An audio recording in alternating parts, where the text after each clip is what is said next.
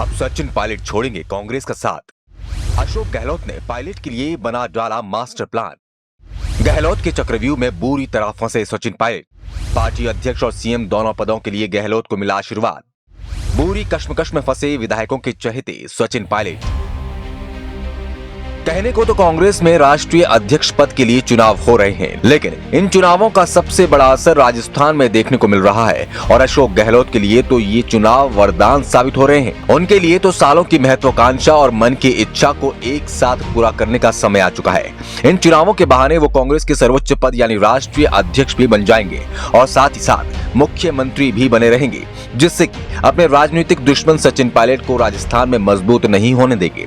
सूत्रों की माने तो अशोक गहलोत ने सोनिया गांधी को एक साथ दोनों पदों पर रहने के लिए मना लिया है और साथ ही साथ गहलोत का कहना है कि अगले साल पेश होने वाले बजट के बाद वो राजस्थान के मुख्यमंत्री पद से इस्तीफा दे देंगे, लेकिन तब तक वो राष्ट्रीय अध्यक्ष पद पर खुद को इतना मजबूत कर लेंगे कि जिसे चाहे उसे राज्य का मुख्यमंत्री बना दे। क्योंकि अशोक गहलोत किसी भी हालत में सचिन पायलट को मुख्यमंत्री नहीं बनने देना चाहते, लेकिन अशोक की अध्यक्ष बनने की राह इतनी भी आसान नहीं है, क्योंकि दिग्विजय सिंह और शशि थरूर गहलोत की राह का रोड़ा बने हैं। दिग्विजय सिंह ने साफ कह दिया है कि कांग्रेस में एक व्यक्ति केवल एक ही पद पर बना रह सकता है और अगर गहलोत पार्टी अध्यक्ष बनते हैं तो उनको राजस्थान के मुख्यमंत्री पद से इस्तीफा देना ही पड़ेगा। तो वहीं शशि थरूर भी पार्टी अध्यक्ष का चुनाव लड़ने के लिए पूरी तरह मन बना चुके हैं। सूत्रों के हवाले से खबर आ रही है कि थरूर ने भी चुनाव लड़ने के सिलसिले में सोनिया गांधी से मुलाकात की थी, जिसके बाद सोनिया ने थरूर के चुनाव लड़ने पर सहमति जता दी है। तो अब ऐसे में ये भी फाइनल हो चुका है कि गहलोत के सामने थरूर चुनाव लड़ेंगे। हालांकि अशोक गहलोत का कहना है कि वो चाहते हैं कि पार्टी के अध्यक्ष पद को राहुल गांधी ही संभालें,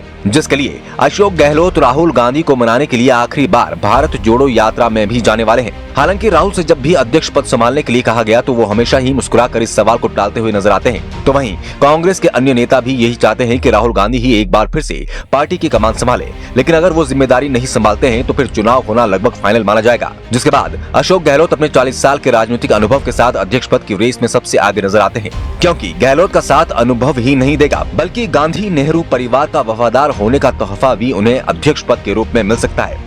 हालांकि सोनिया गांधी चुनाव के दौरान किसी भी तरह के भेदभाव और किसी एक प्रत्याशी के समर्थन में साफ मना कर चुकी हैं। उनका कहना है कि इस चुनाव में सारी प्रक्रिया निष्पक्ष रहेंगी, लेकिन भारतीय जनता पार्टी ने तो अभी से ही ये आरोप लगाने शुरू कर दिए हैं कि कांग्रेस का अध्यक्ष केवल वही बनेगा जो सोनिया गांधी के इशारों पर चल सके।